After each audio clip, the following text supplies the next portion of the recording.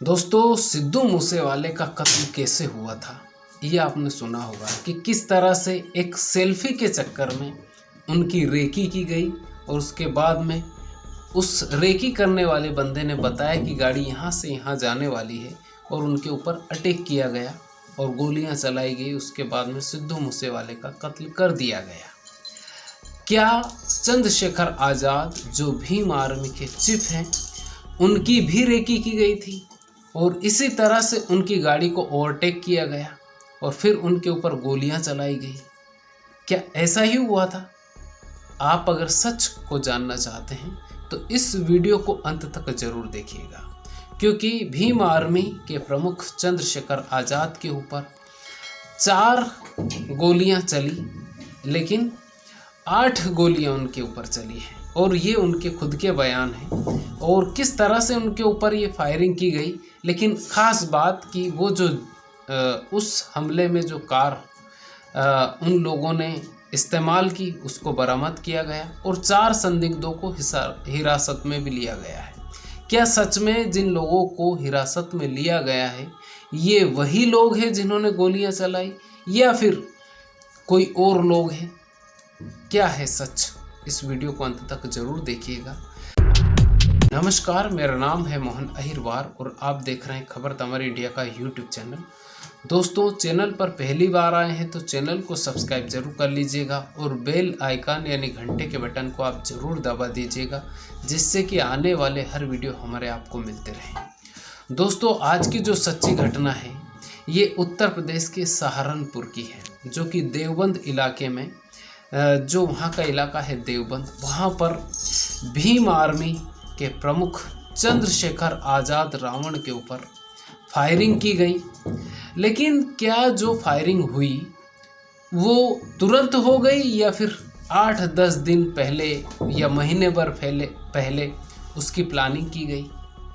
इस वीडियो को अंत तक जरूर देखिएगा, क्योंकि चंद्रशेखर आज़ाद रावण ने ये कहा है कि जिन लोगों ने उनके ऊपर गोलियां चलाई है उनके बारे में ये कहा है कि वो गलत लोगों से पंगा ले लिया है। इस बार जिन लोगों ने गोलियां चलाई उनके बारे में ये कहा है और ये भी कहा है कि एक चंद्रशेखर रावण को मारोगे तो क्या हुआ, अब घर घर में चंद्रशेखर पैदा होंगे और घर घर से चंद्रशेखर निकलेंगे। तो क्या जैसे सिद्धू मूसेवाले का कत्ल किया गया था सेम साजिश रची गई, या फिर ये चंद्रशेखर आज़ाद रावण का ये भी कहना है कि उनको लगा हमलावरों को कि अब चंद्रशेखर रावण मर गया है, तो उसके बाद में 2 गोलियां उन्होंने हवा में भी फायर की। ये चंद्रशेखर आज़ाद रावण के बयान है जब वो अस्पताल से बाहर आ रहे थे। दोस्तों, पहले मैं आपको जो सिद्धू मूसेवाले का कत्ल हुआ था उसके बारे में थोड़ा सा डिटेल में आपको बताना चाहूँगा कि सिद्धू मूसेवाले का जो कत्ल हुआ उसके पहले, कत्ल से पहले उनकी प्रॉपर एक बंदे ने रेकी की। उसके बाद में एक फैन के तौर पर वो उनसे मिलने गया और उनसे सेल्फी ली गई।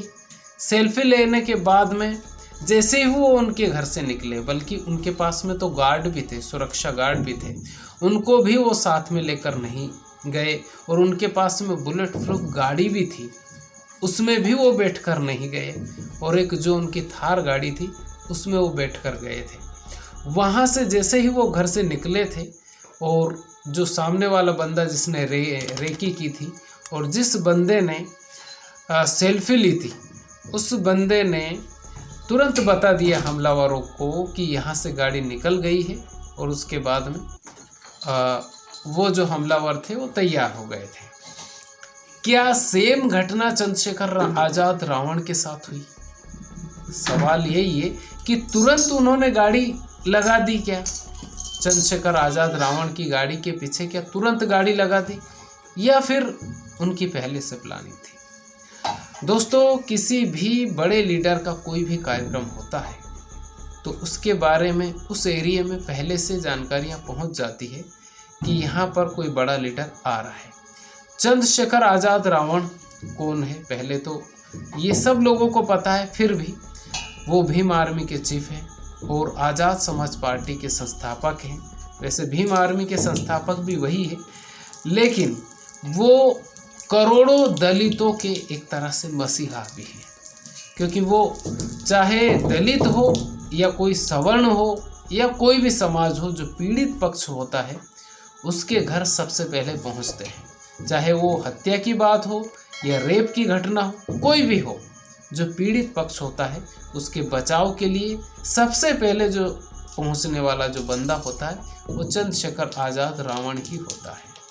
ये बात आपने कई बार सुनी होगी और इसलिए भी मैं आपको ये कहानी सुना रहा हूँ कि चंद्रशेखर आज़ाद रावण का जो बैकग्राउंड है वो बिल्कुल मामूली सा है।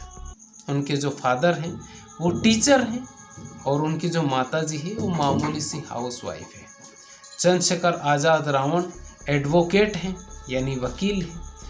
ऐसे कई चंद्रशेखर आज़ाद रावण जैसे वकील होंगे और कई लोगों ने ऐसी डिग्रियां भी कर रखी होगी, ये बात सच है।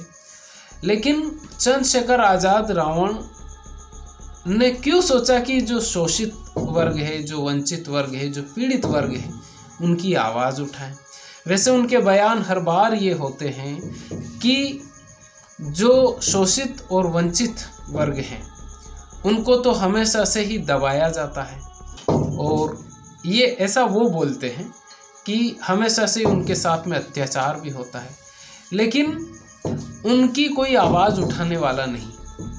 तो चंद्रशेखर आज़ाद रावण साहब ने जो भीम आर्मी जो बनाई है वो उसी के लिए बनाई है ताकि जो पीड़ित पक्ष हैं उनकी मदद हो सके। अब जिस दिन उनके ऊपर हमला हुआ, क्या ये साजिश पहले से रची गई थी या फिर ये जो साजिश है ये तुरंत अंजाम दिया गया?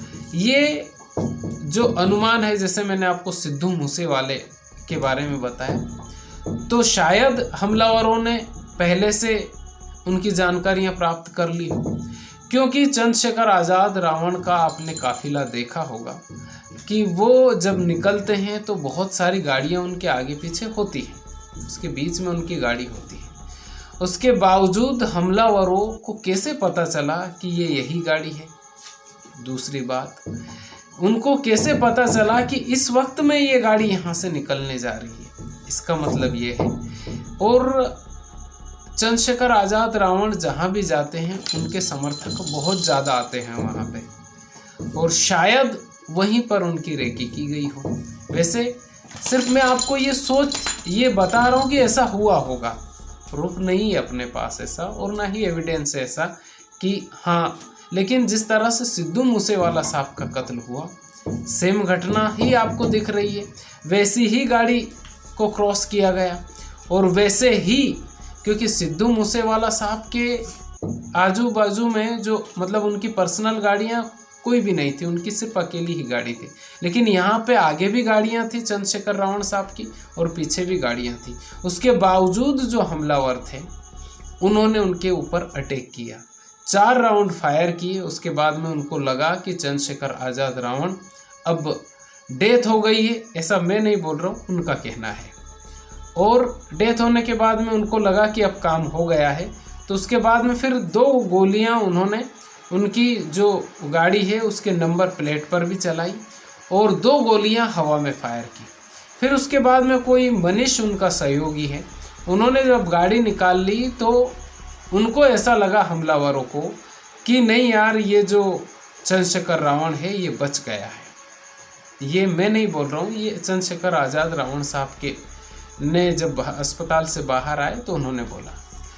लेकिन जो जैसे अतीक अहमद कांड हुआ और अतीक अहमद की जिस तरह से हत्या हुई थी, उसके बाद में जैसे ही उनको पता चला था कि अब अतीक अहमद और उनका भाई अशरफ अहमद ये मर चुके हैं, यानी डेथ हो गई है, तो उसके बाद में उन्होंने सरेंडर कर दिया। और शायद यहाँ भी ऐसा ही प्लान था। जैसे ही उनको पता चलता कि चंद्रशेखर आज़ाद रावण अब इस दुनिया में नहीं है, वो डेथ हो गई है, तो शायद प्लान ऐसा ही होगा। ये भी मैं नहीं बोल रहा हूँ, क्योंकि ये भी उन्हीं के बोल है। अब बात ये आती है कि दुश्मन कौन? चंद्रशेखर आज़ाद रावण साहब का ऐसा कौन सा दुश्मन है जो जान लेना चाहता है? ऐसे कौन से लोग हैं जिनके साथ में उन्होंने बुरा किया है? ऐसे कौन से लोग हैं जिनके साथ में वो गलत कर रहे हैं? तो वो जिन लोगों की मदद करते हैं, पहली बात तो जिन लोगों के घर भी वो जाते हैं तो वो लोग होते हैं या तो पीड़ित पक्ष, जैसे किसी का रेप हो गया, रेप होने के बाद में उस लड़की को जला दिया गया या फिर हत्या कर दी गई, उसके घर जाते हैं, वो भी उनके दुश्मन हो सकते हैं। या तो फिर वो लोग जिनको साजिश के तहत मार दिया जाता है और उनका कोई कुछ नहीं कर पाता है, उनके घर भी वो जाते हैं। तो या तो वो लोग हो सकते हैं जो जिनके घर वो जाते हैं और उनके वो दुश्मन हैं, वो भी हो सकते हैं। वैसे जिन लोगों की लड़ाई वो लड़ रहे हैं, वो कहते हैं कि वो अम्बेडकरवादी हैं और संवैधानिक तरीके से लड़ाई को लड़ने वाले हैं, संविधान को मानने वाले हैं। और ऐसे कई लोग हैं जो कि आपने देखा होगा कि संविधान की बहुत सारी चीज़ें हैं जो बहुत सारे लोग नहीं मानते हैं। तो शायद हो सकता है ये वो लोग भी हों, क्योंकि चंद्रशेखर आज़ाद रावण साहब का वर्चस्व दिन पे दिन बढ़ता जा रहा है। ये आपने देखा होगा कि दिन पे दिन उनका जो वर्चस्व है वो बढ़ता जा रहा है। उन्होंने एक बात ये भी कही कि गुज्जर और दलित जो संगठन बना है उसके खिलाफ भी लोग हैं और हो सकता है कि उसको ख़त्म करना चाह रहे हो लोग, इसलिए चंद्रशेखर आज़ाद रावण को मारना चाह रहे हैं। वैसे बहुत कम आपने देखा होगा कि ऐसे छोटे वर्ग से कोई इस टाइप का बंदा कोई निकले तो उसकी जो सक्सेस होती है वो भी बहुत सारे लोगों को पच नहीं पाती है, इसलिए भी शायद कोई उनका दुश्मन हो और वो उनकी जान लेना चाह रहा हो। वैसे किसके मन में क्या है ये कोई नहीं कह सकता, किसके मन में खोट है ये कोई नहीं कह सकता। आपके बाजू में कोई बैठा रहा होगा और आपसे बहुत प्यार से बात कर रहा होगा, लेकिन आपको यही नहीं पता चल पाएगा कि यही बंदा आपके खिलाफ साजिश कर रहा है। किसी के बारे में कुछ भी नहीं कहा जा सकता, इसलिए जब भी ऐसी कोई चीज़ें होती है तो सतर्क रहना बहुत ज़रूरी है। और चंद्रशेखर आज़ाद रावण साहब इस वक्त बहुत जो पावरफुल लोग होते हैं, और दुनिया की जो लिस्ट निकली थी उसमें 100 लोगों में जो पावरफुल है उसमें इनका नाम भी है, यानी कि 100 जो पावरफुल लोग हैं उनमें इनका नाम भी आ गया है हिंदुस्तान से, यानी इंडिया के 5 लोग हैं उनमें से एक नाम चंद्रशेखर आज़ाद रावण साहब का भी है। तो हो सकता है इनके जो दुश्मन हो वो इस पावर से डर गए हों, हो सकता है कि ये जिन लोगों की मदद करते हैं लोग चाहते हो कि चंद्रशेखर आज़ाद रावण इनकी मदद ना करें, हो सकता है कि जो लोग जैसे अभी गुज्जर और जो दलित जो संगठन बना है उसको लोग ना बनाने देना चाह रहे हो, ऐसा भी हो सकता है। क्योंकि दुश्मनी तो लोग कहीं से भी निकाल सकते हैं, उसके बारे में कहना बहुत मुश्किल है। कौन आपके बारे में कौन सी साजिश कर रहा है इसका कहना बहुत मुश्किल है।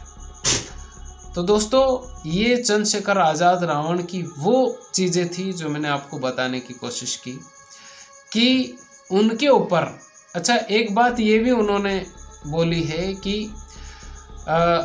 चीफ मिनिस्टर साहब, वहाँ के जो मुख्यमंत्री जी हैं, उनके ऊपर भी उन्होंने कमेंट किया कि लोग चाहते हैं कि चंद्रशेखर आज़ाद रावण मर जाए।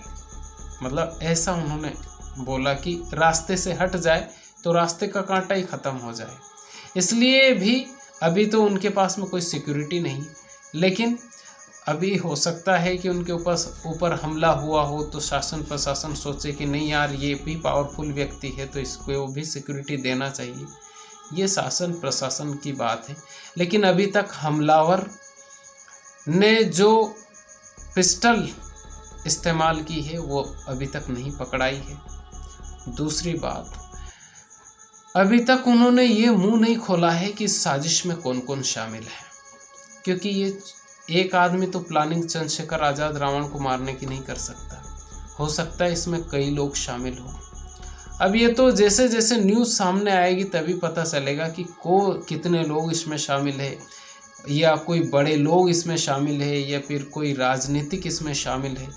कौन मरवाना चाहता था चंद्रशेखर आज़ाद रावण साहब को, ये तो अब जैसे जैसे खुलासा होगा तभी पता चलेगा। वैसे वो अब हॉस्पिटल से छुट्टी तो हो गई और घर भी चले गए हैं, लेकिन हाँ, उनके जो समर्थक हैं उन्होंने अपील भी की थी कि शांति बनाए रखें, और संविधान को मानने वाले हैं लोग, यानी उनके समर्थक से कहा, और संवैधानिक तरीके से जो लड़ाई है वो जारी रहेगी और संवैधानिक तरीके से ही लड़ाई लड़ेंगे। लेकिन ये बोला है कि जो लोग मतलब जिन लोगों ने उनके ऊपर गोलियां चलाई उनके बारे में कहा है कि इस बार गोलियां चलाने वाले लोगों ने गलत आदमी से पंगा ले लिया है।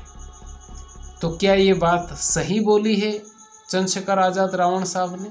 आप कमेंट करके ज़रूर बताइएगा। ये वीडियो आपको कैसा लगा आप लाइक ज़रूर कीजिएगा, और इस वीडियो को ज़्यादा से ज़्यादा शेयर कीजिए अगर पसंद आया हो तो। चैनल पर पहली बार आए हैं तो चैनल को सब्सक्राइब जरूर कर लीजिएगा। खुश रहिए, अपने माता पिता का ख्याल रखिए, और अगर आपके घर में आपके दादा दादी हो तो 24 घंटे में एक बार यानी 1 घंटा उनके पास ज़रूर बैठिए, क्योंकि वो जो आपको नॉलेज दे सकते हैं वो दुनिया की कोई भी यूनिवर्सिटी आपको नहीं दे सकती है। खुश रहिए, बहुत बहुत धन्यवाद।